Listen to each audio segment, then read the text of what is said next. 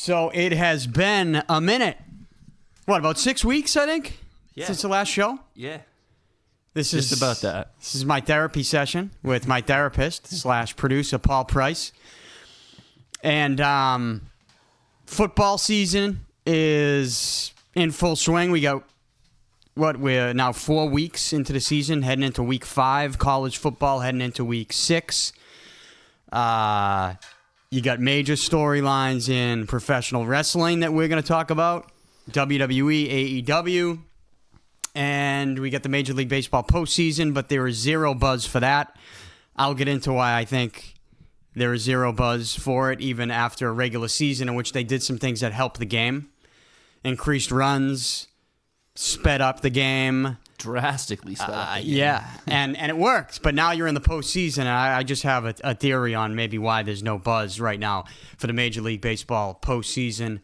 But I want to open with the NBA, because the Celtics have made a couple major moves this offseason. And the last couple shows, I feel like because the Celtics were going on the playoff run, because they made the other move for Porzingis, they've really been the top story on this show every time we've come in to record something.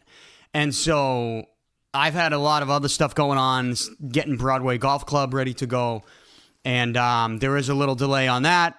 We're still thinking end of this year, early 2024 will be open. But, you know, we because of all that, I'm not able to come in here regularly and do the show. I mean, this show will be at some point a regular occurrence, a little bit different than what you're seeing or listening to right now. I mean, Paul, you're still going to be involved, but there's going to be some other things going on with it that I can't really talk about at the moment. So right now, I'm trying to stay fresh. Like I said, I'm trying to get my therapy sessions in with you, my sports therapy, we'll call it. But I got to open with Celtics because they just made another trade. And there have been some major moves in the NBA, but the Celtics just acquired Jrue Holiday from the Portland Trailblazers. Just days after Jrue Holiday was sent to the Trailblazers from the Milwaukee Bucks in a trade that sent Damian Lillard from the Portland Trailblazers to Milwaukee.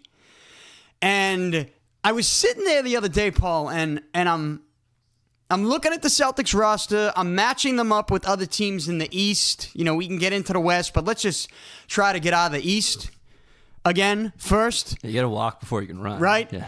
And I'm looking at everything, and I'm you know that I've been big on Damian Lillard for a long time. Yeah. And before this offseason, I mean, for the last 2 years, I've been saying Damian Lillard is out there in Portland. They're not playing winning basketball. I just think that's kind of turning into, the older he gets, you know, he's into his early 30s, the older he gets, kind of a Kevin Garnett situation. Yeah, right? Paul Pierce, Kevin Garnett, where you only have them on their last legs when you finally did something. I'm not going to say Paul Pierce because he's not that level. You didn't. No, he is. I think he is. I'm saying from the standpoint of go get a guy who's on a team and bring him in. Yeah. Where you kept Paul Pierce, you didn't trade him. Like a contender didn't come in and steal Paul Pierce. I meant that as just like almost a guy dying on the vine. Like not like it's just you kind of like a team needs to do something with him, one way or another. Yeah. Bring someone in, trade him, do something. So, but Kevin Garnett was a guy you went out and got because he was in Minnesota. He had been somewhat publicly adamant that he didn't want to move at first. And then when the right situation presented itself and he had the ability to sign off on a trade, he did so because he went to a contender. Kevin Garnett came to the Celtics. They won a championship. They probably should have won another, maybe 2 more. You had injuries that really affected that. But you get what I'm trying to say. Damian Lillard, I look at the older he gets now in his mid-30s in a losing organization continuously. It's like, okay, keep your eye on him. Go get him. I've been saying that for a couple of years. And this offseason, really publicly, he became available. Now, he wanted to go to Miami. He was open that was really the only place he would go. But I look at that and go, you can always convince a player, hey, if the Miami thing doesn't work out for Portland in a trade, and the Celtics came to Portland and said, here's what we're going to give you, and Portland said, hey, you could go play with Jason Tatum and Jaylen Brown. You could go to Boston and have a chance to win. This was a team that, not this past season, but the season before, was just 2 wins away from an NBA championship, losing to a very good Golden State team. Would you go there? I think he probably would agree to make that move. So I wanted the Celtics to go get him. They didn't. As we know, they went out and got Kristaps Porzingis. We sat here on this show the last time we were on, I believe. Kind of scratching 6 our weeks heads ago. away. 2 months ago, and I told you I don't like the move. Porzingis is a guy that seems to be continuously hurt, and it's lower body injuries for a big dude who's now in his late 20s, getting close to his 30s. The ceiling for him was high. He's never really reached his full potential. You could say partly because of injuries, but also because, maybe he hasn't been in the right situation. You gave up the heart and soul of the team to bring him in, and before that trade went through, we sent Marcus Smart to Memphis in that three-way deal with Washington to get Porzingis. You had a deal with the Clippers instead of Memphis, in which Brogdon was going to the Clippers. That fell through because Brogdon wasn't healthy. And you basically said, all right, we were going to trade Brogdon, but now we want Porzingis so much. That deal fell through. We want Porzingis so much that we're willing to give up the heart and soul of the team. And I scratch my head with that. That doesn't make much sense to me. Now you bring in Jrue Holiday, and if you just look at the Celtics roster right now, Jrue Holiday, Porzingis, Tatum, Brown, Horford, some of the other pieces that they have around those guys. It drops off after that, though. But it is a very good roster. It is a Eastern Conference Championship caliber roster. We'll stay within the conference. And it makes sense. If you can keep Porzingis at all healthy, it makes sense. If you have I think that's a big if. Yeah, of course it is. It's a big if. But I'm looking at that. I'm looking at everything the Celtics gave up this offseason. And then I'm looking at the Damian Lillard trade. And I've been kind of driving myself crazy with this, and maybe you can, walk me off the ledge here a little bit. Maybe this is my therapy session. Help me out with this. Now, don't help me out just because you want to help me out. Don't disagree with me just because you want to disagree with me and calm me down. Tell me what you honestly feel with this situation, because I was just looking at everything the Celtics gave up, everything Milwaukee gave up. Because you got to look at Milwaukee's trade for Lillard. It was a 3-team deal with Phoenix. And the only thing that Phoenix got from Milwaukee was Grayson Allen. Now, there was some money, too. There was some draft pick swaps. Yeah. But the only real thing that Phoenix got from Milwaukee was Grayson Allen. Milwaukee sent Jrue Holiday and did some pick swaps with Portland. But you're looking at pick swaps, Jrue Holiday, and Grayson Allen. And I think there maybe was another first-round pick in that. And then you look at what the Celtics gave up. I'm talking about the entire offseason. The Celtics gave up Marcus Smart, Malcolm Brogdon, Robert Williams. That's a big one, too. That's a big loss. Yeah. Now, he had been dealing with injuries. You were losing him sometimes in big spots anyways, but still, he's a young kid, rim protector. With Smart was part of your kind of backbone. Your defensive core, right? Your defensive blueprint that I thought you really needed and were trying to work around while the other guys were trying to score the basketball. They all sold it to us for so long. They didn't have to sell me on it. I bought into it. It was real. But you gave up Smart, Robert Williams, Malcolm Brogdon, and a first-round pick. There's other pick swaps. You talk about the Golden State pick, but I'm trying to just look at it net, right? Not gross. The net trades. What went out? What gets crossed out? Like, you weren't going to get that Golden State pick unless you made the Porzingis trade. So then you flip that off. But whatever, just for the net trades that you made, right? The net exports, we'll call them. Marcus Smart, Robert Williams, Malcolm Brogdon, and a first-round pick. And what, like 2028 or 2029? Yeah. And you got Porzingis and Jrue Holiday. The Bucks gave up the first round. I'm talking net exports. A first-round pick, Grayson Allen, and Jrue Holiday, and they got Damian Lillard. I'm just looking at what the Celtics gave up all offseason, what the Bucks gave up all offseason, the net exports, and what each team got in return. And if I had you didn't know what was going on in the NBA, and I said, here's what the Celtics gave up this Hair of the body. Here's what the Celtics gave up. Here's what the Bucks gave up. Which of those two teams got Damian Lillard? What would you say? You would say the Celtics. You would say the Celtics got Damian Lillard. And they didn't. And I'm sitting here going... It never seemed like they really were going to either. I'm sitting here going, why didn't you? Because right now, and I don't mean to interrupt the Brad Stevens coronation ceremony in this town for Executive of the Year before the season has even fucking begun, but if we really want to look at this and take our green Celtics goggles off for a second, you gave up more to get two guys that make you a very good team and a contender. Yeah, and makes sense too. They give you structure. But you didn't get the best player available. You gave up more, and you didn't get the best player available. That's inflation. You're right. That's inflation? That's a Joe Biden move. That's Bidenomics. Is that what they're calling it? Yeah.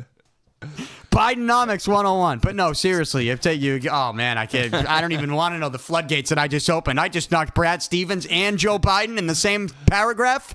People are going to be losing their fucking minds. Shut the fuck up and go watch something else then if you don't like it. Honest, I'm tired, Paul. I'm tired of not being able to say anything about anything, even if it's a joke, and have somebody go, that's the worst thing. How could you say that? Shut up. Enjoy your life. The death of the joke, the death of the throwaway comment is sad. Nobody is telling you the truth. Nobody has your back. Nobody in government. Republicans, Democrats, not even independents. They don't got your back. You know who doesn't? Brad Stevens. And I don't know if Brad Stevens does either. I'm looking at what the Celtics gave up. Marcus Smart, Robert Williams, Malcolm Brogdon, and a first-round pick. Net exports. The Bucks gave up 2 point guards, or a point guard and a shooting guard. Yeah. And Grayson Allen is like, come on. Let's be serious here. What did the Bucks really give up to get Damian Lillard? I mean, nothing really. What did they give up? They didn't really give up anything. If you're the Celtics, you have to get Damian Lillard giving up all those pieces, and they just didn't do it. And I'm sitting here looking at both teams going, why? And so, maybe walk me off the ledge a little bit here. Like, am I crazy?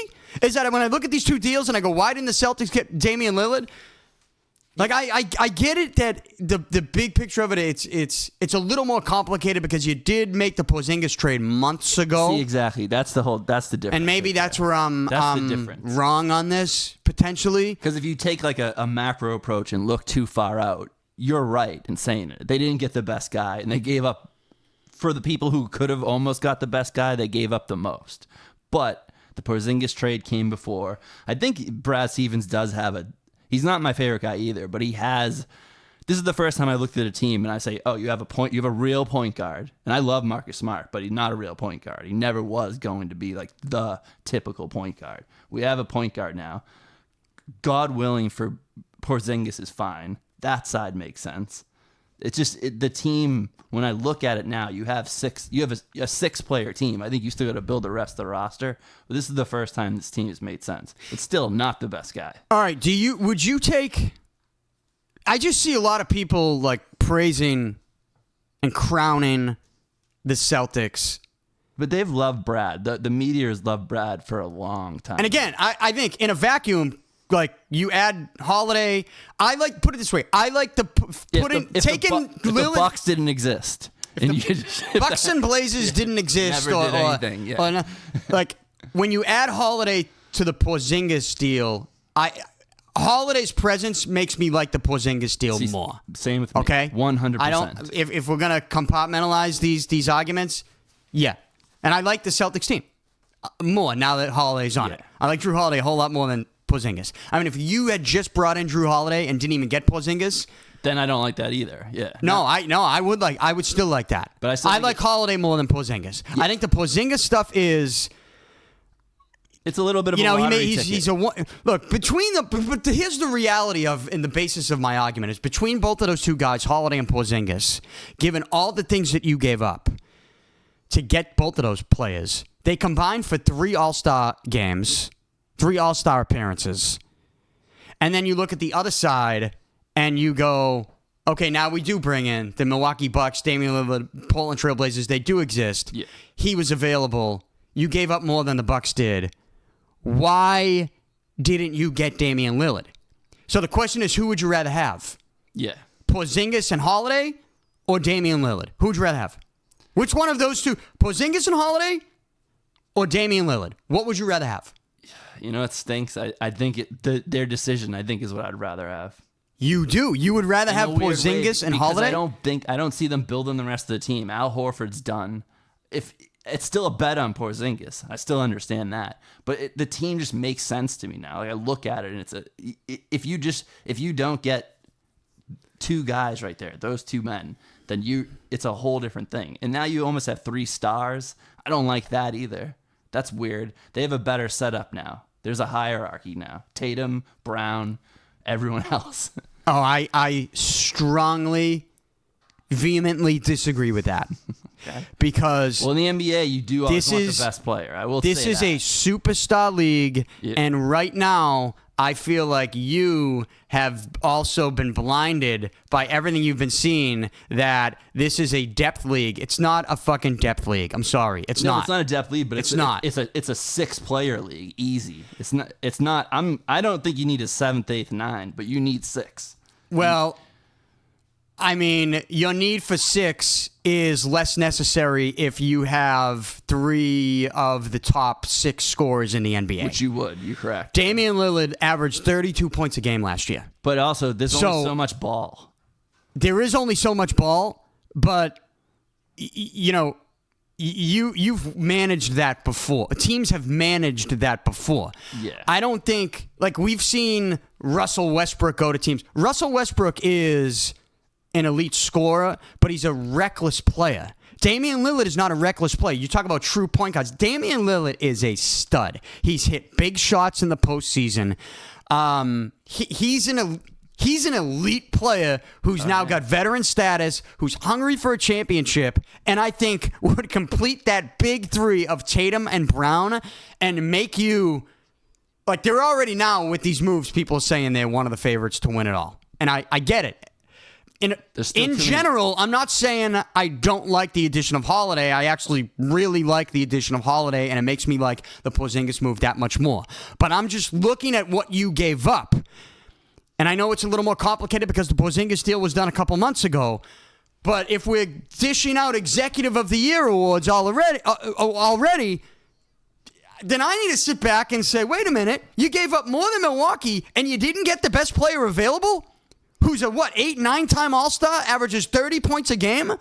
And you got a guy who, okay, is a point guard. Like, this is what we do, though. We've turned Jrue Holiday into Damian Lillard over the last couple of days, and he's not even close. Well, no, or he's like the perfect Rondo fit. People have done that, too. This is the fit, which I understand that a little bit. And Porzingis we've turned into Luka Doncic, and it's not even close. And so I disagree with you. They should have tried to take all of these assets that they were that they ended up being willing to move. And if you are executive of the year, then 2 months ago, you make these moves to match the salaries, to get the third team involved. Which you always can do. Which you could have sent one of the... If you want to do it, you can do it. You look at it. What did Phoenix get from Milwaukee? They only got Grayson Allen. Again, I think there was there was a pick, but you can always give a pick. I mean, those are available. You can give those away. You can trade those. It could have been down to just expiring contracts. There's a little more sometimes. Sometimes there's just Phoenix might just want to kind of push everything away and rebalance books. It could be one of those deals. But you could have done my point with that is you can't look at that third team and go, oh, well, it wasn't going to work because you wouldn't have worked somehow with them. Well, you would have. Milwaukee didn't even give them anything. Yeah. Like, it was really about what Portland, it really was about what Portland was getting from Phoenix. Yeah. And I don't know that anything Milwaukee was giving up changed that. Yeah. It was just matching salaries. You got to send Holiday. I just am looking at what the Celtics gave up. I'm looking at what the Bucks gave up for these 3 trades: the Porzingis deal, the Holiday deal, and the Lillard deal. And combined what the Celtics gave up, net exports is greater than what the Bucks gave up net exports to get the best player available and one of the best players in the league. I mean, And what you said is right too. He's hungry. It's his legacy. If he wins a championship, he goes down as a different player. I mean, Porzingis wasn't a top 30 scorer in the league last year. For as good as he was, and it was his breakout season, he was with the brutal Washington team. But is he just for matchups? Is Brad just overthinking it and looking at matchups now going forward? I don't know. Like, I know that Brad that's also the first shoe that dropped. So we still have to like. Again, I'm complicated. It's a little more complicated than what I'm making it out to be because the Porzingis deal was done a while ago. But we're giving out premature Executive of the Year awards. So let's go back. Him and Mac Jones must have the same PR guy because people have loved Brad. But you're telling me that you would rather have these moves, the Holiday and Porzingis move, than Lillard. So it sounds like you would like to give Brad Stevens the Executive of the Year award. Well, no, I'm saying I like him that he's actually made an identity for this team for once. You have big guys. You have a real point guard. We've never had that. We've never had that. If you think about it, they were like an unbalanced, weird team where almost everyone's the same size. Everyone plays the same position in a weird way. Yeah, everyone facilitates. Like I don't know. I mean, Brogdon's that guy, but he had some injuries He was banged up at the end. I think what was it? It was the hand injury or something. The arm injury, forearm, wrist, elbow, something. He was injured. And then you try to trade him for Porzingis, so he didn't want to play for you anymore. And you had to get rid of him. He was done. Yeah. He didn't want to stay here. Yeah. A sixth man of the year, though, could have easily slid up into that starting role, and I think been very good in that spot because that's the true point guard you're talking about. I just...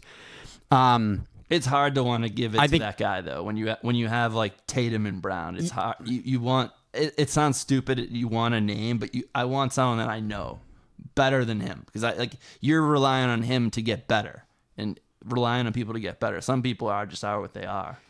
Yeah, I also don't. But again, like we do this thing in this town, especially with the Celtics team, where we acquire guys that are good fits, that improve your roster, that make you a contender, and then we take those players and we, now we turn these guys into 10-time All-Stars, and they're not. Yeah. Damian Lillard is. It's true. And so when I ask this question, some Celtics fans will hear it and be fired up and be like, how could you criticize Brad Stevens? The Celtics are a contender and a favorite to win the championship. These are great deals. Brad Stevens is making great moves, and he's sending away the right guys. You can't compare the two. Well, I can compare the two because I'm looking at everything you gave up because those were all key pieces to a team that a year and a half ago was, 2 wins away against Golden State, right? Golden State finished it in 6 from a championship. And you got to just think last year was an anomaly. Miami just rolled over them. Miami looked like shit after that. So. Miami was hitting shots. They were pulling shots out of their ass. I think Brown series. was a little banged up too. Well, you also had some tough nights from Tatum in the playoffs. That needs to change. I don't care who you bring in. That needs to change. But that's why when you look at someone like Lillard, it's like, okay, someone like that. Then it's like when you have nights where Tatum, only has 10 points, who's picking up the slack? Oh, well, Damian Lillard is a playoff performer and averages 30 points a game. So there's your guy. Oh, Jaylen Brown can't dribble with his left hand and is having a bad night? Well, Damian Lillard seems to be that consistent force, all-star force. I mean, Damian Lillard comes here, arguably is the best player on the team. Yeah. And you can't say that about Holiday. You cannot say that about Porzingis. It's not even up for debate. Right now, Jason Tatum's the best player on the team, and Jaylen Brown is a close second. Porzingis and Holiday are not on their level. People, I feel like, are trying to put them on their level. Lillard comes to the Celtics. He might be the best player on the team. Yeah. And now, I would still pick Tatum. You line them up against the wall, who you picking? I'm a Tatum guy. I'll pick Tatum. But you get what I'm saying. There's an argument there. There's a real conversation to be had. Lillard is suddenly the best player in the East, right? Could be. I mean, that's where we're at with it. And so I really wanted them to get Lillard. They didn't.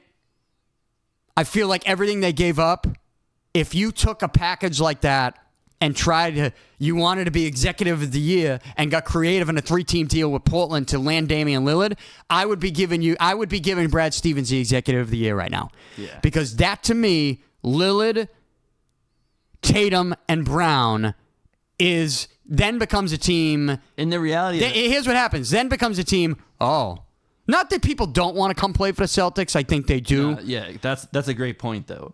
But again, it's that I opened this segment talking about the Kevin Garnett effect, right? A veteran in his 30s in a losing organization in the Western Conference, traded to an Eastern Conference team. They become a contender. Suddenly you get guys wanting to play for you. Now, here's where it is different. Here's where that analogy might not make sense. This Celtics team was already a contender. If they just had Tatum and Brown, they're a contender. And maybe that's just my opinion. They're a contender with those two guys because I believe Tatum's one of the best players in the NBA. Yeah. And Brown is the highest paid player in the NBA, so he should be considered and play up to the abilities of being one of the top players in the NBA. And he's shown that too. He has until he has to dribble with his left. But neither here nor there. We do this thing in this town, and it's more so with the Celtics than any other team, where we just fall in love with the guy the minute he puts on the uniform on media day. And we forget about any of the other potential possibilities that you could have added to this team. Yeah, do you remember Tommy Heinsohn didn't want Kevin Garnett because he loved Al Jefferson? That's kind of what we do that. We fall in love. Celtics, and we really do. And it is what it is. But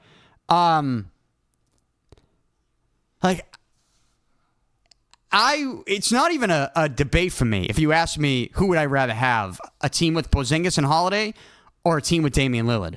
I'll take the team with Damian Lillard any day of the week. And it's like, I don't even have to think twice about it. What about numbers, like just salary-wise? Well, Lillard's contract is a lot higher. Holiday's got a large contract, though. Yeah. Porzingis is making a decent amount. You're talking about matching the salaries in the trades? I'm just saying, like, no, but on the books, like, say, like it would the book what you have right now, as opposed to if you bring Lillard in, would Lillard be a max guy going forward? Well, that's I think when you get into the NBA salary and contracts and trades, especially, I'd have to look that up. I mean, we'd have to look that up. Maxes. That's what I'm just saying. Like we have one super max. We're gonna have another super max very soon. So you're saying would adding Lillard have affected the ability to give Tatum? Yeah. I want to say no because of the Larry Bird rights. Okay. Is that a real thing now? No, there is. I don't know if it's exactly called that anymore, but you're allowed to spend over. You're allowed to spend over if it's your guy within.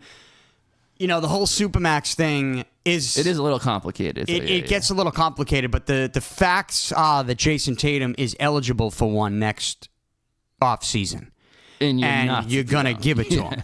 Your question is, would Lillard's presence in the organization prevent the Celtics from being able to do that? Or would you just scrape by and then really have nothing for anyone else? Even if the players are flocking to you, do you not now you don't have the money to sign the James Posey? I get what you're saying. But I think, again, because of... I'm playing a little devil's advocate. No, and you're right. I mean, that's something... Look, it is more complicated than what I'm saying. I mean, I get it. I've been throwing these out there in general and just... Here's what you gave up. Here's what they gave up. Why didn't you get the best player in this deal? Why didn't you try to run it that way? Why didn't you get the guy that averages 30 points a game, that's a 8-time All-Star? Why didn't you get Damian Lillard, and why did the Bucks get him? Yeah, because my argument is kind of dumb. It's saying it's almost like, well, the team looks right, but I don't want more scoring. It's no, your argument isn't dumb. My point with this whole thing is, and this is a message to Celtics fans that have fallen in love with Porzingis and Jrue Holiday already, is no argument is dumb. But they just, players come here, Brad Stevens is the best. Holiday's the best. Porzingis is the best. The Celtics are the best. Everything's great. Would it be better, though, if you could have got Lillard? In my opinion, yeah. Would Brad Stevens get the Executive of the Year award if you got Lillard instead of these two guys? In my opinion, I'd be giving it to him, yeah. So you just have To me, there's questions that should be asked, but we just accept everything that Brad Stevens does. We just accept all the players that come to the Celtics, and we fall in love with them, and we're not able to question. It's not a dumb argument. No argument is dumb. No questions are dumb. We should be able to have these conversations. But there are some fundamental truths, like scoring wins, the best player wins, especially in the NBA. So, like, I know I made the opposite argument, but there is something to be said. Just get all the firepower and then figure it out. Yeah. You have to figure it out, but I know, look, there are other questions that I'm sure people are going to bring up. Be like, oh, why didn't you mention this? Why didn't you mention that? It is more complicated than I'm saying. The Celtics, for the most part, given this is what they are, they have figured it out because they're going to be a contender. They might win the championship with this team. Yeah. I'm not saying they won't. If they get a little luck, Al. Who would I'm just telling you who I'd rather have. I'm just telling you, you gave up all of that. Smart, Brogdon, and Robert Williams, and a first-round pick, net exports, and you didn't get Damian Lillard? That's all I'm saying. Yeah. You're the team that didn't give up Lillard. The Bucks gave up Jrue Holiday, Grayson Allen, and a first-round pick. In my opinion, the Celtics gave up, I know mathematically they gave up one extra player, but I feel like they gave up. But they gave up more. The Celtics. But is that us falling in love with Celtics that we used to have a little bit too? Because I don't know if everyone looks at Smart like we look at Smart. No, you're onto something there. You're right. Because I think a lot. But then I'll ask you this: we look at Jrue Holiday. Like, it's almost like Jrue Holiday has come in and he's so much better than Marcus Smart. I'm guilty. Is he? I'm guilty of this too. And is he? I don't actually know a lot about him either. But it's just in my head. I know he's a good enough point guard. Made the All-Star game last year and hadn't made an All-Star game for, like, I want to say 8 years, which is the longest period of time between All-Star appearances in NBA history. Got on some new I don't juice. want to make that a knock on him, but I think that I think he averages like 18, 19 points a game. So you're saying it could have been an anomaly. He's a big boy, defensive guy. I mean, I like him, right? Yeah. Like, he's just a strong kid. You just gotta love that. But I also don't want to use that. Like, I don't want to sit here and knock Holiday. I also don't want to use Holiday to knock Marcus Smart. How much bigger is he? Yeah. How much better is he than Smart? Not bigger. How much better is he than Smart? Like does Jrue Holiday? Yeah. How many more points does he tick up? Forget about points, but the overall. I'm not even saying points. I'm saying the rating. His rating. Wins above replacement. Yeah, That's a baseball stat. Is over. I just. Yeah, it's.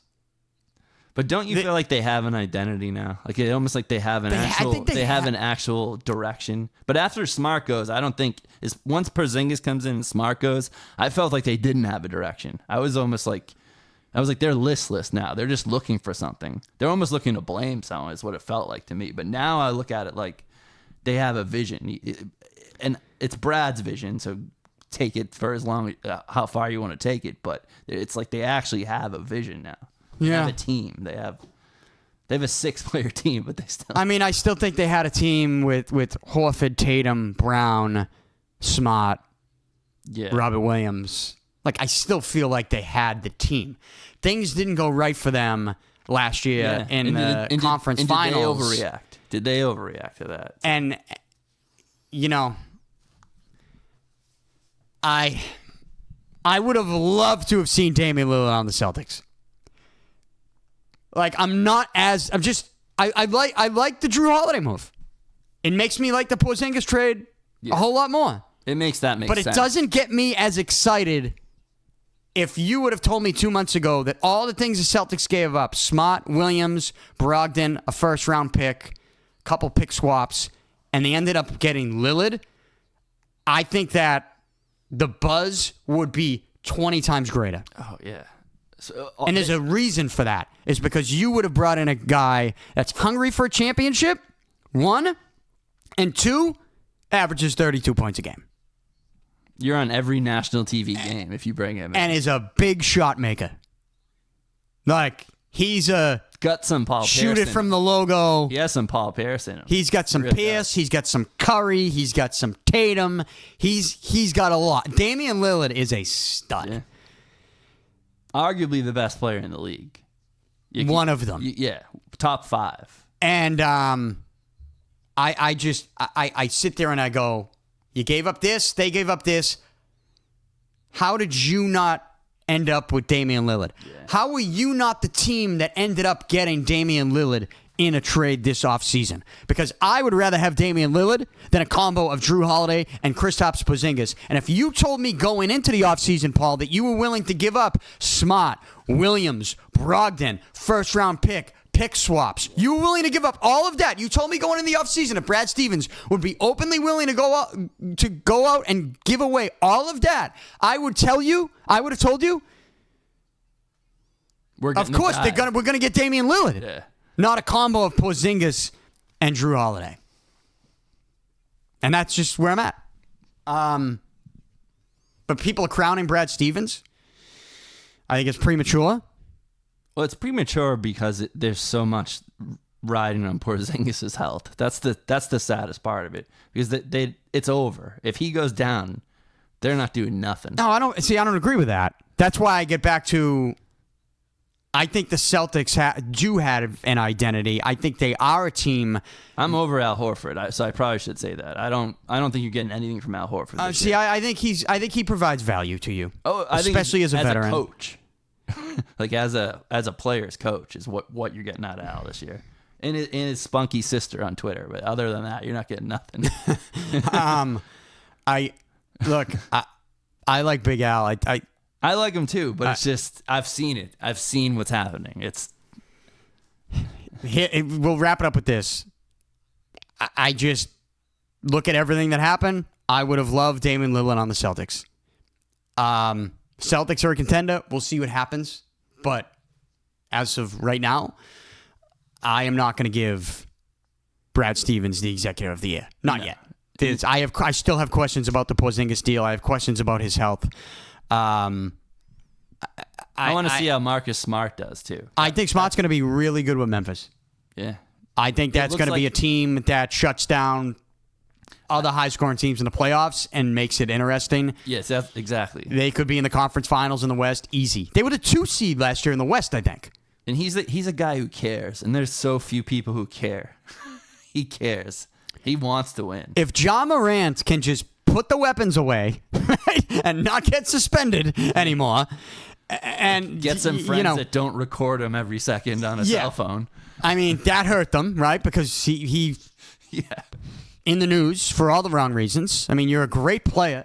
You're a phenomenal talent. Yeah. Stay in the news, but stay in the news because you're a great player. Yeah. That's what everybody wants from you. Yeah. Or you're dating Taylor Swift. That's a good segue. And I think we should probably get into that because I don't think that's a real relationship, Paul. I don't think so. Do you think that's a real relationship? Travis Kelce, Taylor Swift? I think if we trace back who their managers are, they all work for CAA or something like that. Like they work for a big. That's what it is. But why does she do it? That's what I wonder though, because she's the biggest star on the planet. It's putting him over. He's making money now. It is ruining his life. You think? I think he's making a couple extra million a month. No, he's already doing the advertisements. I mean, Travis Kelce is on a Pfizer commercial telling you to get your flu shot and your COVID shot at the same time. 2 in 1. 2 in 1. He looks loopy as he's doing it. Doesn't that even make you think it's set up though? Like of course. This guy's so just built in. Yeah. He's bought and paid for. Yeah. I mean, he's in like 5 or 6 commercials right now, right? His podcast, and good for him. You know, I mock him with the Pfizer stuff, but Aaron Rodgers called him Mr. Pfizer on the Pat McAfee show, which is great. We'll get into the Aaron Rodgers stuff in a minute, but yeah, I mean, Kelce seems like a guy who is willing to do anything for promotion to make the extra dollar. And that's fine. Get your money right now, especially in a sport like the NFL. You're 1 hit away from your career being done. Yeah. You know, you catch balls for a living with guys trying to take, they're not trying to take your head off anymore. They're trying to take your knee out because they don't let you hit high. Go get your money right now, big dog. I'm all for it. But the Taylor Swift thing to me, if that is a real relationship between Travis Kelce and Taylor Swift, then Travis Kelce, my man, you got to take a step back and like evaluate this thing, because I'm telling you what Taylor Swift is doing right now, whether you know it or not. She has her people like purposely promoting her at these games. Oh, yeah. And so you might be getting used, dude. Like, she's promoting the Eras tour, which is what? They're playing her concerts in movie theaters? Is that what this is? Yep. Swifties are watching the NFL. The NFL's putting it in their social media. Even Travis Kelce said on his podcast this week, he said, I think the NFL's overdoing it a little bit. That's a little too much, yeah. But doesn't that also, Travis T, doesn't that also tell you a little bit about the relationship, if it's real? Like, one person can easily put a stop to this. It's your girl. Yeah. She could put a stop to it. Like, guys, no, we're not promoting this. I'm coming to watch the game. Right? I'm in a real relationship. I care about him. I want him to win. We don't need to do the promotion, but she's not doing that. Her team is out there. No, let's ramp up the promotion. Let's use this as an opportunity to promote this, to promote that, get the cameras on us. I mean, then she'll break up with them in 6 months or 4 months and then write a new album. and you get warned, like, don't mess with the Swifties. It's like, I'm a pro wrestling fan, okay? I think I can deal with psychotic people on the internet.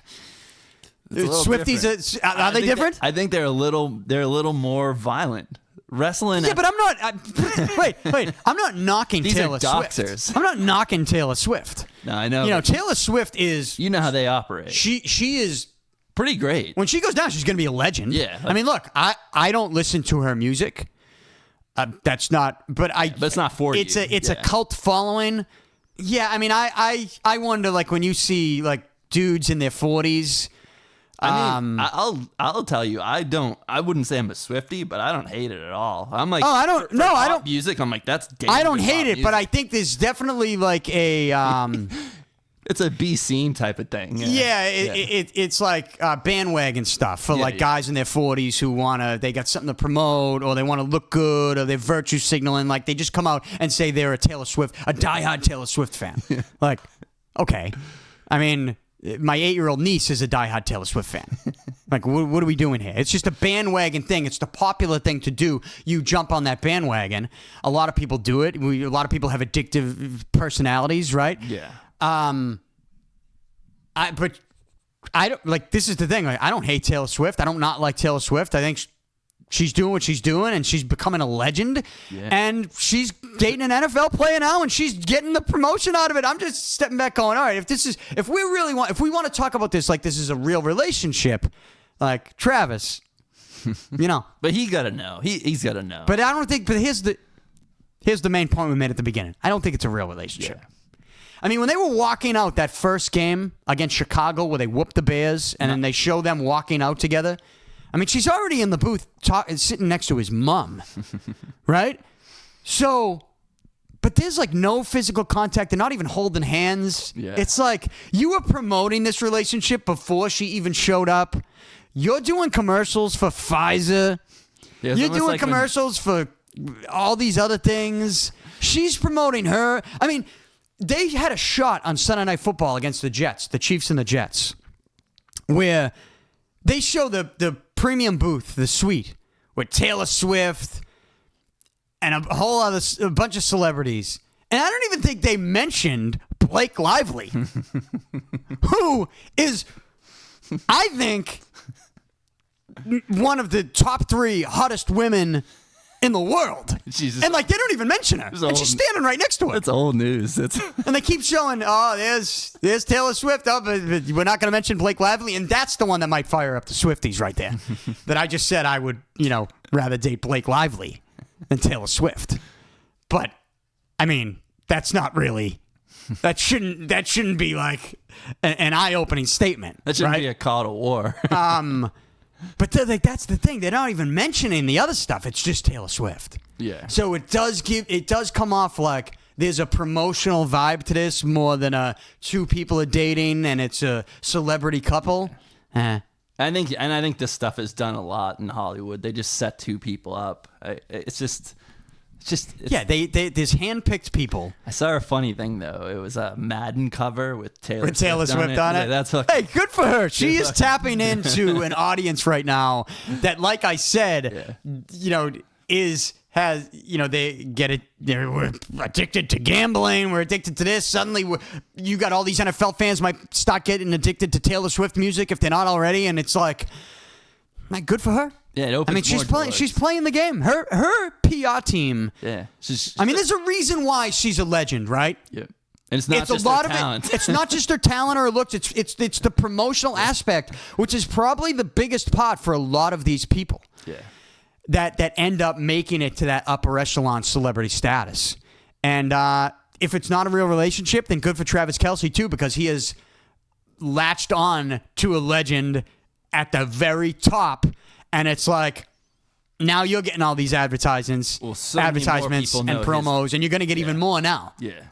But then you combine all those things, to me, there's too much promotion for me to think around both of these two people during this time specifically to tell me that this is a real relationship. I don't think it's a real relationship. Now, I am also somebody that, when it comes to this stuff in Hollywood or in professional sports or anytime like mainstream media, something happens with all eyes on it, social media, mainstream media, I question it.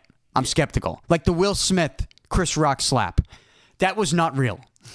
I still don't believe that was real. I think he's unhinged. So I don't think so. I think he's a control. All I needed to see after that was that Chris Rock had just launched a new world tour. That's a good point. And once I saw that, I go, that's interesting timing. For the most talked about man on the planet right now. Yeah. I see Taylor Swift promoting her Eras tour. Oh, that's interesting timing. Right? All of it combined. Like I will question these things. I'm trying to think of another example of something, but there have been many things I'm sure we've talked about on this show where I question it because I'm like, all right, once you show me something in the mainstream media and then it's linked to something that's being promoted heavily, it's just I don't think it's real. Yeah. And at this point, that's a safe bet. Yeah. So anybody that wants to come after me, that's blasphemous. How could you say they would have a fake relationship? Well, I'm not the naive one here who's questioning things. Even if they're not, even pretend they're not, she's shown that she basically farms these men. She goes out and has a relationship and farms an album. I'm not going to go there. I'm not going there. Swifties, this is the thing you should be mad at, Paul Price. I'm not going to go there with the girl. For all we know, she's getting her heart broken. Yeah. I don't want to go there. People have implied the same thing with her. I don't think it's a bad thing. I'll defend her. It's a smart move. I think she might just be a really innocent person that ended up being very talented and being a billionaire. And she's good looking and none of those billionaires. And she's got a lot of people handling her, managing her, and she might get wrapped up in relationships with the wrong people because these are the only people that she can meet. That's true. Maybe Travis Kelce's the best thing that ever happened to her if it is a real relationship. I'm just telling you I don't think it's a real relationship. Maybe it ends up being one. I don't know. That's true too. But you threw a stone there that I'm not gonna. Swifties, I will defend her with that. She might have been getting her heart broken. I don't know that she's the one breaking hearts. I have her albums right over there. I really do. You do? Yeah. Do you really have one? I do. This is... All right, so Paul's now defending himself. I see exactly what you're doing right there. Midnights. Let me see this. All right, so you're not going to open this? No, I'm a fan. No. How much are you going to sell this for? No, I'm going to... I'll open it eventually. I haven't gotten around to it. No, you can't open this. I don't even know why I asked. I don't even know why I sounded surprised. Is this her latest album? I think that's the latest one, yeah. Let's see. Yeah, Anti-Hero is I think a new song that she has on the radio that the kids are listening to these days. What? This is cool. So you collect albums like this, huh? Yeah. And video discs. Really? VHS? No, well, I do, yeah, out there, but Oh, I see the VHS, yeah. What else do we got? See these things? This is going to be worth something. This is what a video. Oh, I get what you're saying. Look at this. pull it out. Yeah. Like a big CD. Yeah, it's a record. Only a video. Yeah. And you can play this. Yeah, I have to. It plays once, and I have to. I know rebuild nothing it every about. single time. I remember as a kid I had like the WWF album Yep. on one of these records. I think I had the Ghostbusters album, a record from what I'm remembering correctly. This is big money. You should go see. How much do you think this is worth right now? I don't think it's that bad. I think it was expensive when I even bought it, though. I think it was like $40 or $50, but I don't think it's That's not expensive. probably I thought not you more were than say 400. No. You couldn't sell this for a couple thousand? I don't think so. No. Unopened? No, I don't think so. Not now. 10 years from now. Maybe. I don't know. 10 years from now, you could sell this for. If people are still into them, you know how these markets go. Yeah, but no, this is vintage in the wrapper. No, if put it this way, if right now this is still something that they do, I mean, everything's digital now, obviously, but 10 years from now, this is going to be big money. So I'm just saying, don't come for me. I am a fan. I want her to do that. I want more content from her. I say farm albums from these men. I mean, what a time to be alive. Yeah, get Paul with a picture of that. That's not mine. That's Paul's. Yeah, but the Kelce, Taylor Swift situation, I mean, I hope I'm wrong because you'd hate to think that everybody's just being played like this by a fake relationship. And how easy people are played, too. People love it. People are like, it's like a Camelot story. Yeah, I mean, look, I'm done with it. Like, I just want to watch the game. Yeah. You know? But I'm rooting for it to be real. I'm rooting for myself to be wrong. I think it'd be cool. I just don't know that I am. I just don't know that I am. And honestly, if she is going to find Mr. Right, it almost has to be a guy like that. She's a billionaire. Why wouldn't she get like the best athlete, the best? Like that's what I would look at it. Well, if you're Travis, or love, you know how I'm looking at it. I looked at it like Travis Kelce didn't know what he got himself into because of the paparazzi. Yeah, he probably didn't understand how big it really was. You're an NFL player, but you can still go out and get a coffee. But if you're an NFL player dating Taylor Swift, everyone knows. I think you got to somebody's got to go get that coffee for you now. Yeah. You get maybe not to those extremes, but you get what I'm saying. Right. Your life changes. There's millions of eyes on him that never would have been on him. Millions. And I don't know about you, but it's one thing if that happens to your life based on things that you're doing in your own career. Again, like he's an NFL player. He's obviously a celebrity. He gets noticed everywhere he goes, especially in his area, but even probably around the country. But let's just say then, like, you become the greatest. I don't know. Well, it's almost like say if your brother got really famous and now you're famous for it. It's not like it's not something. You don't want anything to do with that. Yeah. But if something you did on your own, yeah, like if you became Tom Brady or you became Taylor Swift, yeah, then you can accept it a little more. Like you've been building up to this. This is what you've wanted. If you're Travis Kelce, it's like one day you're a sports athlete, celebrity, kind of. The next day, it's like you can't leave your house. That's a lifestyle change I don't know that you can prepare for. And also probably isn't good for your football career. I don't think you need extra stuff like that. No, I don't. And I do doesn't wonder. Make you better on. I Sunday. wonder at some point. Not to be like an old man yelling at the clouds, but at some point, how does this affect the football team? No, exactly. Right? It's never positively. They make enough money. It only puts more eyes on the football team. They're already. If you're a football player and want to win, because again, and this is more praise to Taylor Swift. If it sounded like we have been knocking her, we'll throw some more praise because she does deserve it. She's next level above anything else that, especially right now in 2023. She's the biggest star. Because you try to compare it to like Brady, Giselle. It's like, well, Giselle was a supermodel, but she didn't have the paparazzi publicity that Taylor Swift has. It's not even close. It's Taylor Swift and then Beyonce, and that's it. There's nobody else even close. There really isn't. And so Travis Kelce's life changes. Kansas City Chiefs, their football team changes. I would love to know if someone run the numbers on however long the relationship lasts, how much money. Oh, there's got to be an over-under. How much? On it no, in I Vegas. mean that, but how much money he makes? Because I think it's I think just from his podcast numbers that shot up, he's making a buttload of money. He's got to make close to $20 million a year, right? I think I don't know his contract. He can double that. I bet. With I'm saying just football. Yeah. But yeah, I'm sure he's probably close to 40, Yeah. 50 with all the advertisements. Just from her shine. And he's going to do Yeah. more. Yeah. That's what I'm saying. Like, is it a real relationship? Are they using each other just for publicity? Like, you'd hate to think that's what's happening. Well, that's why I said, like, are they? I don't know. Are they managed by the same I don't company know. or something? Like, a lot of these things come back to that. Like, do we think Lisa Marie and Michael Jackson were really a couple all the way back in the day, or was that set up for publicity? There's been a lot of Kinda obviously. publicity stunts Yeah. with relationships, and not just relationships. Anything to just Slaps. I just get skeptical of things during a certain period of promotion for that individual. Yeah. Right? It should make you question it, is all I'm saying. If you're a diehard Swiftie and you're like, how, that's blasphemous, you're questioning that Taylor Swift would ever do something like this, all I'm telling you is, like, real life is that it happens. Yeah. It's not a terrible, it's actually a great business strategy right now by her team if it So is not a great. real relationship. Even better just by skeptical. his team. Which Even- is, I don't even, people are sick and tired of the Taylor Swift stuff, so I think we just spent a little too much time on it, even for my liking. I mean, I didn't expect to spend that much time on it. I didn't expect for you to have the album.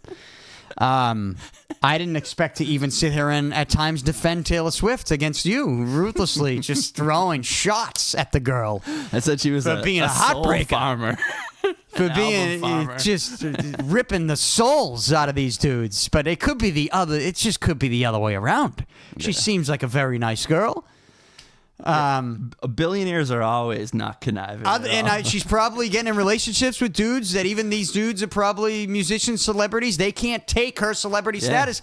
They can't take Right. this stuff. I think we had John Mayer. Travis Too Kelce much. might break the girl's heart because he can't take it. But maybe he can take it because he's that strong. She needed an NFL star. I don't know. If anyone can handle it, it's Travis. We're going to find out. I just don't even want to talk about it anymore. You know? I don't want to talk about it. So let's end it. Let's end the Taylor Swift, Travis Kelce thing for this show right here, right now. It's over. NFL top stories. I mean, locally, we got Mac Jones. If people listen to me, if they listen to the show, if they've listened to us, they know that me and you have, We've been on the right side of this. like, if There's you've no been, other way to say it. like, if you've been watching the Patriots for the last year and a half and you listen to this show, you know how I feel about Mac Jones. He's not the guy. Hey, Mac Jones ain't the guy. And if you're just figuring that out right now after a game in Dallas and where he was shitting his pants, throwing it around, fumbling, throwing it cross-body across the field, like with no minimal arm strength, you're either listening to Dan Orlovsky too much, which is a problem, or you don't see the game the way that it should be played. Because in today's game, you need an elite quarterback. I mean, if you ever listen to Rex Ryan rip Mac Jones' arm strength, it's perfect. Yeah. He's right. I've always told you there's some nice balls he throws in that he might drop in over the middle, right? 15, 20 yards down. But a lot of them are just, they're floaters. You know, he can't throw flat. He really has to step into them to get the proper arm strength to make the big throws that you have to make downfield in this league. He certainly doesn't have the arm strength to be making off-balance, cross-body, cross-field throws on the road in Dallas against a top 3 defense, especially a top 3 defense that even though they're missing one of their top defensive backs in Diggs, that's still a ruthless defense. But Micah Parsons was even banged up in that game in Dallas on Sunday. I mean, it's just, there's still some Mac Jones holdouts. Like, they're holding on to this idea that everybody around him needs to be better in order for him to show that he's an elite quarterback, or at least for him to show that he's not the problem. And that's not where we're at in this league when it comes to the quarterback play. You got to step up and be a guy that gets things done in the face of adversity. Your offensive line is banged up? All right, get it out. Get the ball out a little quicker. You're missing one of your key receivers? Okay, find something else that works.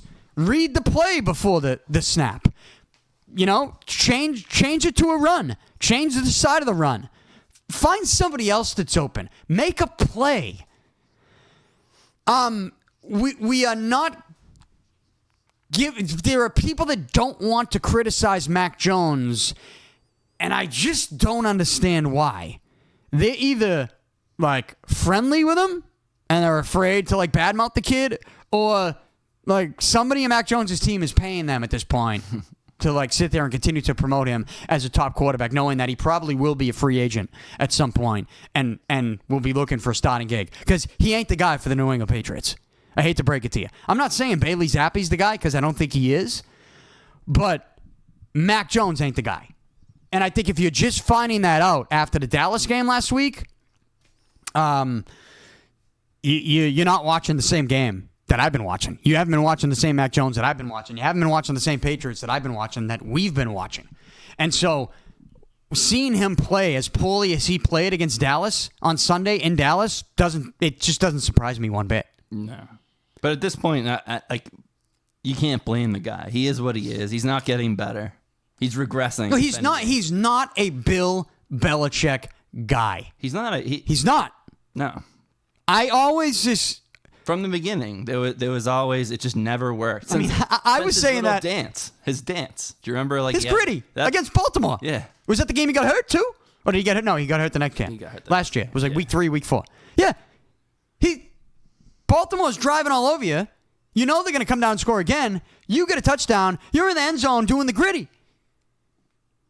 Next thing you know, you're getting carried off the field for a sprained ankle. You look like we were going to have to amputate your leg. That's when I knew he wasn't a Belichick guy. Yeah. This wasn't going to work out. There was a real, big boy toughness factor that you need to have at the quarterback position. I just don't see it.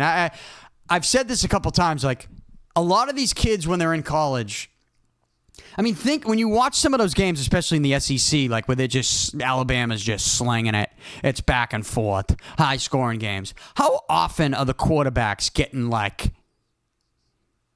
buried by 4 or 5 guys coming at them nonstop all game? They're not. Never. And they're even getting touched, right? You come to the NFL, now you get guys all over you all the time, and it's just you can't handle it. Mentally, you can't handle it. Physically, you can't handle it. And when you're the quarterback that's asked to lead this team, the New England Patriots, and you lack the toughness, you lack the clock in your head to be able to get the ball off in time to when there is pressure. You can't lead. You can't lead with confidence. If you can't lead with confidence, you're not going to be a good quarterback. Your team's not going to be very good. You're certainly not going to be a Bill Belichick guy. All of these things have been pretty evident, I thought. To some people in the media, it hasn't been evident to them. I don't know why or how, but we're seeing it. Mac Jones ain't the guy. Now, they're going to play New Orleans this weekend at Gillette.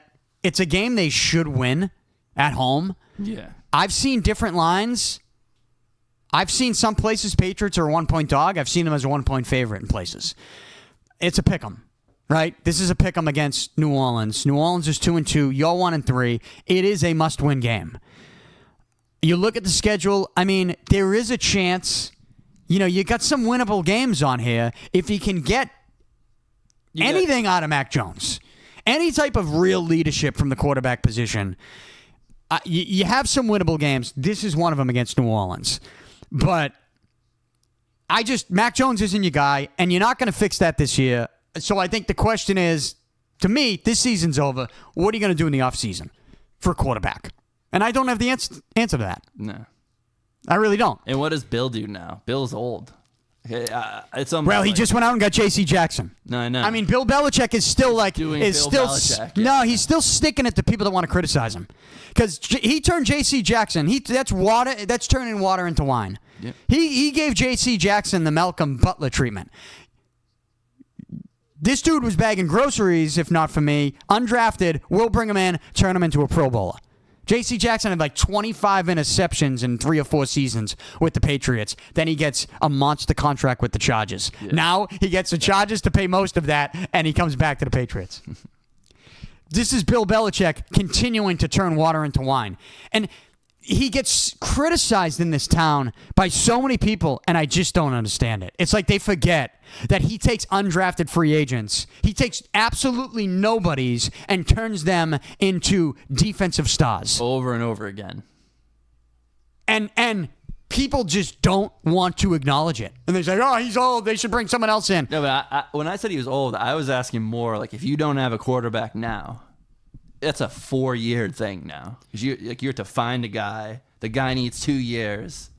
Do you know what I'm saying? Like the numbers are really not adding up great for Bill at this point.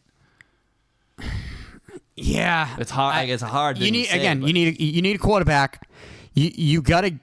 And he's not going to blow you out of the water the first year, even if you pick the guy, even if you get the guy. All right, so you got like several quarterbacks in college this year that are really. They look ready. They look ready. Yeah. That you could probably get, depending on where you're drafting, right? Yeah. You can get a pretty good quarterback this year. But that's still 2 years though before you have. But again, Belichick's making moves defensively. He goes out, he gets J.C. Jackson. Belichick is putting this team in position to be a 500 team with a solid run game and a really good defense, even with all these injuries to Judon, Christian Gonzalez. Those are tough injuries. 2001 Jones, Patriots. like you've suffered some tough injuries defensively, but then you make a move like this, you still got a solid run game. If you can get Mac Jones to not turn the ball over, you're going to win games at home against New Orleans like you should this Sunday. You're going to be 9-8 this season. Potentially 10-7. I honestly believe that. So as much as I knock Mac Jones, I still think Bill Belichick puts them in position to be right there, to have the run game and the defense to be successful enough where you're not going to get a top 10 pick in the draft. Yeah, and that's kind of what sucks. So I don't want to. I don't want to sit here and say let's tank. But the reality is, if you want to get that quarterback, and you have to get that quarterback. You have to get the quarterback, or you're never going to break free of this 500. Look at your division, Tua. That's now a track meet in Miami. Yeah. The Dolphins are a problem. Buffalo, they had that loss to the Jets, but I mean, the Jets defense is pretty good, but Buffalo's a problem. You see what they're doing now.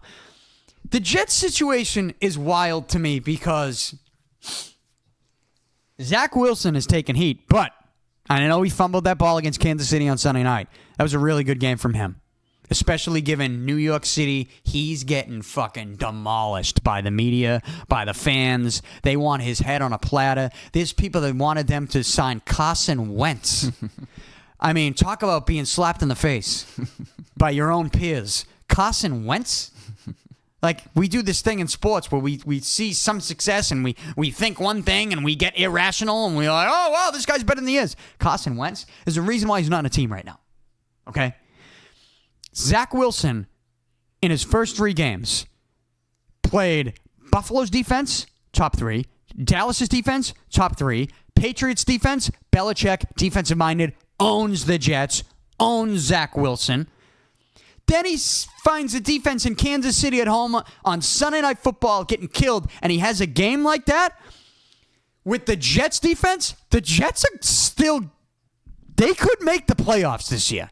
People are killing them, and then you got Aaron Rodgers. Saying he I mean, that back. was just, he's already like basically walking on it. I know. He bought it. He brought in all the equipment. What is he doing? What do we think he's doing? Well, they can't talk about this on like ESPN or anything, right? They showed the hyperbaric chamber. Yeah, that's not what he's doing. What is he doing? Stem cells. Deer antler spray? What's he got? Remember deer antler spray at Ray? Under the tongue? Ray Lewis. What does he got? Is it like some like human growth hormone? What's happening? If Aaron Rodgers comes back, all the peptides. What was he saying? He's like, it's your mentality. If I just keep telling myself I'm going to do it. Look, he called Joe Rogan and said, give me everything you know. That's what I believe in manifesting Oh yeah, that's your a thing. reality. But you got to also. I mean, I do it to an extent. help it a little I've bit. done it in my career to an extent where it's like, you wake up, you write your goals down, and you got to take small steps so that in 6 months from when you started writing shit down, you'll look back and go, oh, wow, I've made strides because I was manifesting those smaller steps. Like, it's a real thing, but it's about focus. Manifestation is not just, I say what I want and it's in the universe and it ends up happening. The secret. No. You put it out there in the universe. And you do the work. But you're also sort of the manifestation process is a brainwashing of your soul where you become motivated, you become dedicated, you make sacrifices, you do all the little things to put yourself in position that when you get to the point where you're scratching at the surface of your ultimate goal, you're prepared for it now. Well, you weren't prepared for it before. You manifested that. Yeah. That's what I believe can happen. But with an Achilles injury, you're not just like, oh, everything's going to be great. I'll throw it into the universe and I'll heal up in 4 weeks. What's he doing? If Aaron Rodgers plays this season for the New York Jets, he's done something illegal. Something great too. Something that is, I'm saying, illegal within the drug rules. testing protocols. Yeah. That there's a masking agent. That there's going to be like a new biogenesis story on 60 Minutes in 10 years where it's like Aaron Rodgers was at Alex Rodriguez's home in the summer of 2022. And they were exchanging plastic bags of gummies. What was going on there? Do you know what I mean? Like, there's going to be some... If Aaron Rodgers plays this season, something happened. He did something that was way more than just, I'll just speak it into existence and it'll happen. Like, please, give me a fucking break, dude. And I like Aaron Rodgers. Yeah. I've defended Aaron Rodgers with the whole vaccine situation. I was ready for him this season too. I really wanted him to have a season. That's what I was watching the Patriots and I was watching the Jets. Like I set it in my calendar. Yeah, that was tough. Four plays in, first possession. Yeah.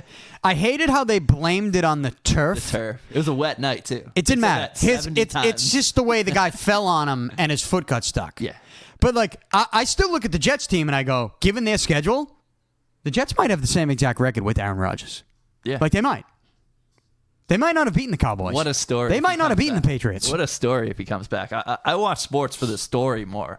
I'll be locked in if he can actually somehow even get close to coming back. Here's the story that I want to see. Here's the story. Because again, I'm going to bring back Aaron Rodgers on that possession that he got hurt. I know people want to be like, they want to have sympathy for a guy who got hurt and they want to coddle someone like that. The reality is with that Jets team, they won that game. Yeah. They beat the fucking Buffalo Bills, who right now, to me, are the team to beat. In the AFC, at least. Yeah. I think. It's Bills, Dolphins, Chiefs. Those are the teams to beat in the AFC. Baltimore's hanging around. I mean, I don't know what the hell's going on with Cincinnati. That's a top story. How bad they've been, how bad Burrow's been. He's banged up with the calf injury. Anyways, let's talk about the good teams. The Jets beat the Bills. They won that game. But that possession, Aaron Rodgers get taken down. The reason I was mad they were talking about the turf and the grass, he had a guy wide open over the middle. He decided not to throw. Aaron Rodgers has made a career off of being in the highlight reel for having these runaround fancy plays where everything looks so complicated. But I've always said this about him. As great as he's made certain throws and plays look, it's because he complicates it himself. Yeah. There are always more simple big plays to make, and he doesn't do it. He holds on to it too long. And I am knocking him for this. Now, he ends up making things work, and it looks dramatic, and it makes him look better. Right? But he's always made things tougher on himself than they need to be. I've always said that about him. And you saw that in that first possession. Yeah, Buffalo was coming. Season beginning, everyone's jacked up. They were coming for him first possession. There's no doubt that was the game plan. We're coming for his head in the first possession. And they got there. But he had some plays he could have made where he didn't have to take that hit. It wasn't the grass. His foot got caught in a guy. Turf, grass, dirt, cement. Doesn't matter what was under him. That was getting caught. That was getting torn. I think he was already dealing with a calf injury, which might have, helped make that worse than it could have been. But Rodgers, to me, you look at that possession, and I go, I don't know. They didn't win that game. I don't know that they would have won that game if he played. I don't know that they would have beaten Dallas. Belichick owns the Jets. Would they have beaten Kansas City? I don't know. It seems like it would be pretty similar. Maybe they would have beaten Kansas City. Maybe they're 2-2 instead of 1-3. Yeah. But I look at it here. I get back to you say you want the story, right? Here's the story I want. Aaron Rodgers is on this road to a remarkable comeback, this miraculous comeback to a torn Achilles. And Zach Wilson turns it on. Yeah, right, yeah. Zach Wilson goes on a 6-7 game winning streak. Zach Wilson has the Jets contending for the division because they got a rock-solid defense. He's no longer turning the ball over. He's playing with confidence. He's got a stud receiver in Garrett Wilson. And their offensive coordinator has now dialed something up that has tapped into Zach Wilson. And it's like, oh, shit, here's the number 2 overall pick. Here's the talent.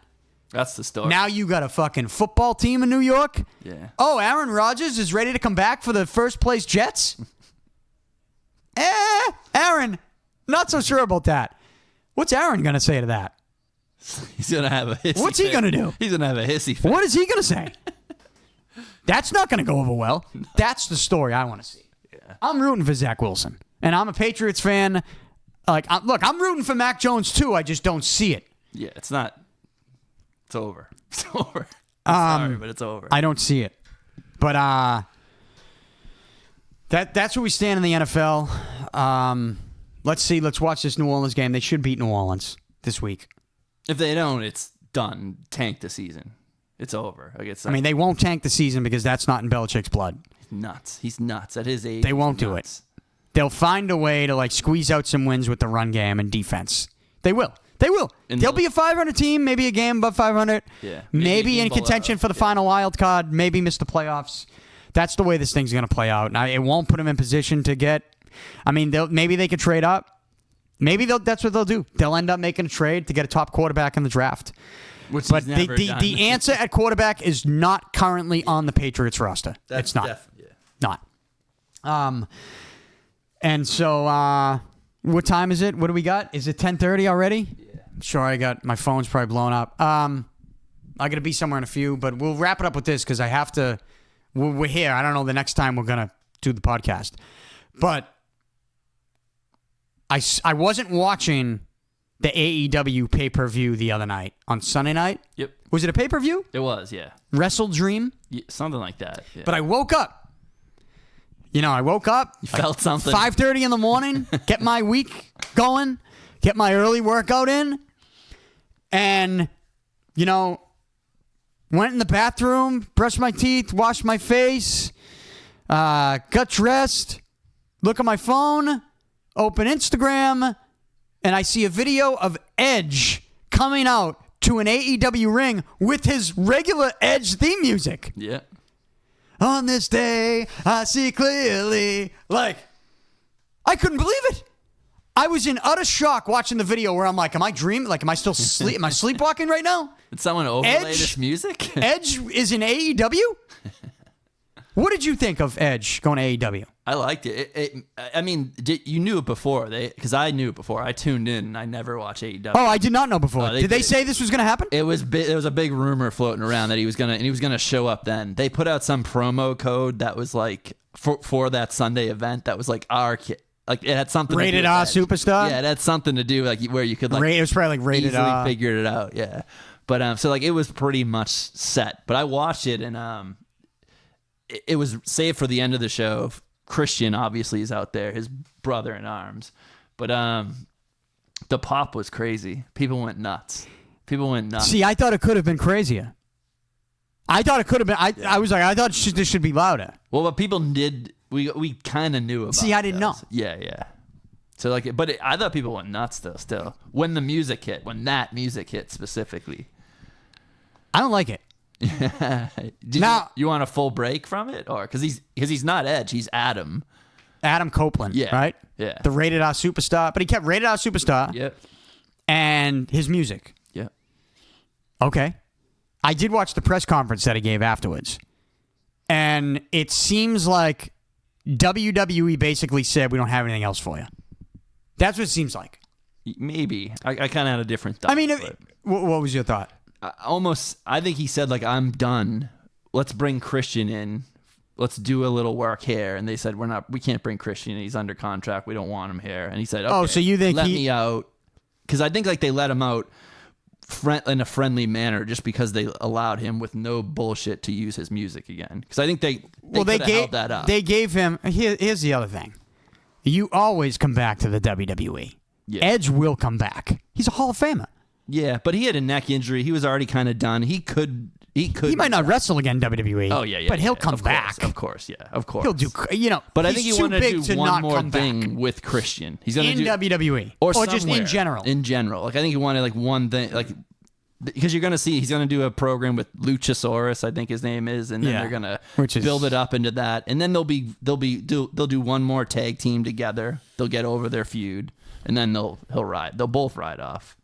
You see, I don't think so because I was watching a promo. He said he's naming all the guys he could get in the ring with. Yeah, well, he's saying that like he's gonna all the young guys. I think he wants to be like the anti CM Punk. Well, here's why and we'll get to CM Punk in a second. Here's why I don't like this Edge to AEW thing. It's because I don't trust that AEW is gonna do the right thing with him, and I say that. Like AEW is they just have different, and I'm not saying it works for them. Obviously, like they've done a great job. Like AEW, Tony Khan, the Bucks, Omega, whoever else is running it, they've done a fantastic job. Like all the Punk stuff was great. Who else could do that? Like create this brand and go to TBS and TNT and sell out Wembley Stadium. Like no other company's doing that. Yeah. Like credit to these guys. Jericho, I got to give him credit. I'm trying to think of like the OGs, right? Cody gets credit for that, of course. But I just think they cater to a different audience that I'm not in. Like the two. And I'll give you the example. I'll give you a couple examples. So CM Punk, who's now gone from AEW, and I guess I was proven wrong that it wasn't a work, though. Who knows? Yeah. Crazy things have happened. Maybe he's just hurt again. I don't know. Though CM Punk did tease WWE in a couple months at Survivor Series in Chicago. Yeah. And Shawn Hold on. We'll get to the CM Punk WWE stuff. But CM Punk is gone. He was there for what, 2 years? Yep, just about 2 years. We never saw CM Punk versus Kenny Omega. Is one of the dumbest things I have. So, like, that to me is like if AEW was going to have the dream match, that's it. And they never had it. Yeah. And they did this thing with Daniel Bryan versus Zack Sabre Jr. Is that who it is? I think so. I don't really know. I don't really know. Yeah. I mean, I've heard the name. I think that if he had walked onto the screen and you didn't put the name under his title, I'm not sure I would have known who it was. But they had Daniel Bryan versus Zack Sabre Jr., and they promoted it saying the dream match. And I'm sitting there going, a dream match for who? Because I don't even know who the other guy is. And am I saying Bryan Danielson, Daniel Bryan? What is it? Bryan Danielson. Bryan. Sorry. Daniel Bryan will always be. Yeah. Engraved in my brain. Because the WWE is a superior product. Well, it's the yes movement, right? But a dream match for who? A dream match for like the diehards of the diehards who... It's real to me, damn it, guys. But for the most part, they do these dream matches like the wrestlers have. That's a dream match for Daniel Bryan. And so like my concern is that they have that mindset with Edge, that Edge is naming all these guys he wants to go up against. It's like... Well, what's the real dream match, though? Like, are you just giving us your dream matches? Because that's not my dream match as, like, the casual, big-picture wrestling fan. Yeah. Are you going to have a match with Kenny Omega? Like, that's the dream. Like, Kenny Omega is kind of the guy you want to see go WWE, right? That's it. And, like, he won't. So it's like, okay, he needs to go up against the WWE guys that come over. Those are the dream matches. Yeah. I feel like they haven't done that. And so, well, I think they did it with Bryan Danielson, but they didn't do it with Punk. Are they going to do it with Edge? I don't trust that they're going to do it with Edge. Like, I don't trust that they're going to give us those real dream match. Like WWE gives you the dream matches. They give you The Rock versus Hulk Hogan. Yep. They give you Shawn Michaels versus Hulk Hogan. John Cena versus The Rock. Yeah. We're about to get Roman Reigns versus The Rock at WrestleMania 40, which The Rock said some interesting things, which makes me believe that it was happening before. It was happening before, but he also said the reason it didn't happen was because The Rock needed something to be different about it. There needed to be like a special storyline. Now, if he didn't think the Bloodline storyline was special, then he needs something else to happen. He was saying something unique, something different. And what I was thinking was, well, Cody gets the money in the bank and cashes in. Yeah. Like, that's the different, right? But now, and I guess we're getting away from Edge to AEW to WWE and CM Punk. If you're WWE, you see Edge go to AEW. If you're Vince McMahon, do you bring CM Punk in? Yes, you have to. You can work with them. The guy he pulls numbers. What Shawn Michaels said, I don't know if you saw that, but he said he would always be welcome at NXT. The guy is a problem, but he always shows up and always puts on a show. If you can work with him, you work with him. He's one of the best. I think CM Punk is coming back to the WWE. If all that stuff is real, he really is gone from AEW. It's over. I was wrong. If I was wrong and he's done, I almost feel like him being done with AEW was either premeditated by him to get out and get to WWE. Remember, he had that meeting with WWE, like in Chicago. He showed up at the stadium while he was with AEW. I think WWE needs to bring CM Punk in for reasons that you just said. I mean, he's going to pull numbers. He's going to make them some money. Not that like they're hurting for money, but, it's great stories though too. You can. Well, you could have him show up number 30 at the Rumble, and Cody's the only one left, and it's him and Cody, and suddenly it's like Cody was about to finish the story again until the guy that took over his company he started said, "Fuck that! I'm out of there to come to ruin your story." Like that would be something, right? Yeah. That's great storytelling. So you got to do something like that if you're the WWE. How do you leave that talent? So CM Punk is going to get to WWE. CM Punk's, if all the stuff in AEW is real, like I listened to a podcast, it was like Disco Inferno, and they had one of the guys from Undisputed Era. What's his fucking name? Not Roddy Strong. I don't know. Bobby Fish. And he was talking about, he's like, like CM Punk was trying to be the locker room leader. Like, who the fuck do you think you are calling yourself the locker room leader? We'll call you the locker room leader if we think you are. And I'm like, dude, you were in NXT. Like, this is what I think people in AEW didn't realize about CM Punk. And this is why I am a little turned off about AEW, because I do feel like I am siding with CM Punk. Because whether you like him or not, CM Punk has been around the block. And he wasn't just in Ring of Honor and NXT around the block. He fought The Undertaker at WrestleMania. He had like the longest reigning WWE title run for a long time, right? Yeah. He was involved in a major storyline with Vince McMahon. A major storyline with John Cena. I mean, there's so many things with Triple H. There's so many things that CM Punk did. He should have been the locker room leader in AEW. If you're not letting him be that, then you're just a bunch of stubborn dudes that think you know what you're doing, that think you're the best. But CM Punk is better than you. Listen to him. You don't have to like him, but be a sponge. He's got advice. Take it. He fought The Undertaker at WrestleMania. That has value in your industry. There's just too many people in that industry that I feel like... Maybe soft isn't the right word, but it feels like they would have... Like they're just like prima donna. They would have had the same problem with Shawn Michaels, the greatest of all time, when he was the biggest asshole of all time. Yeah. And it just, I don't know, it speaks volumes. And I'm listening to this guy talk about how, oh, he didn't want to listen to CM Punk. And it sounded like nobody wanted to listen to CM Punk. And it's like, well, is that CM Punk's fucking problem? Or is it your problem? It seems like everybody in AEW is they teamed up and they were like, we don't want this guy as our locker room leader. It's like, why? Yeah, why wouldn't you? Why wouldn't you? Yeah. You don't like him? Well, what did he do to get you to not like him?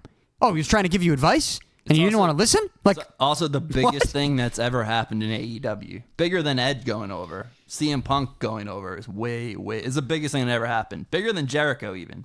Maybe not Cody Rhodes, because that was pretty seminal. But yeah, so I think, I don't know, it's something about Edge to AEW. I mean, if Edge wanted to do it, good for him. Obviously, he wanted to do it. Is part of it though. That it seems like he. Yeah, I mean, that's the first storyline. He wanted that storyline with Christian. I get it. I think that's all he'll Who do. am I to tell Edge what he should and shouldn't do or can and can't do? I'm speaking as a WWE fan. I mean, if WWE had nothing for him, then I get it. I mean, if I was Edge, I have mixed emotions on this too. He did headline WrestleMania. Granted, it was like the first post-COVID one in a half-empty, half-full stadium in Tampa Bay, where it was him and Daniel Bryan versus Roman Reigns. I mean, that was a pretty cool storyline. Yeah. But if I'm Edge, I think my disappointment with WWE would be, man, I came back and, risking a lot to come back after the serious, the neck injuries, and you didn't give me the title? You even bring in another title, and you won't give me that? Like, that would piss me off if I was Edge. Like, you can't have me beat... Because what is the Seth Rollins title reign been? I mean, has that not been the most boring fucking title reign of all time? They seem to like it, but I agree with you. They seem to like it. I mean, and I'm a Seth Rollins guy, too. But Right? it's like, just, I think but Seth Rollins is one of the over. best in WWE, but you're right. It's stale. Yeah. I don't think and I don't even think it's a knock on Seth Rollins. I don't think there's much you can really do. I think he was put in this position where it's stale. Yeah. Right? Like, I don't think WWE did him any favors by basically letting us know almost ahead of time that was a title being made for him. Yeah. Without telling us. That's not Seth Rollins' fault. No, it's not at all. But I'm also...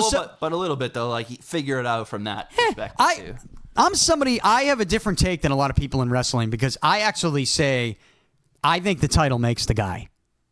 People say it the other way. They say, oh, the guy makes the title. I disagree. I think it goes both ways because I've seen, like, when Sheamus was champion, did the title make Sheamus? Sheamus isn't making the guy, but there's plenty of guys who make the title.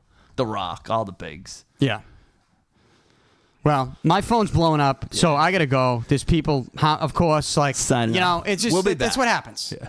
You get an hour to do a podcast, and like everyone that you know is trying to get in touch with In you. that hour, right? Yeah. I didn't hear from fucking anybody yesterday. Okay, when things needed to get done, I didn't hear from shit. Now it's like everybody that I know is calling me right now. Yeah. Everybody. I'm not even kidding. People from high school. No. Something happened. Something might have happened. So I think I gotta go. Go to my website, DannyPicard.com. I make my picks, 5 games against the spread in the NFL every week. I'm not with the Herald anymore. They cut me the night before the season for reasons that I don't understand. But anyways, I get to pick my own games now, and because of it, I had another 4 in 1 week against the spread last week. So I'm now 9, 10, 11, 12, 13, and 7. Just making money. 13 and 7 against the spread on the season. This will be up YouTube, Apple, Spotify, everywhere podcasts are available. We missed a lot of stuff. We don't have enough time. We'll get to it next time. Paul, great job. Thank you. Talk to you soon. See ya.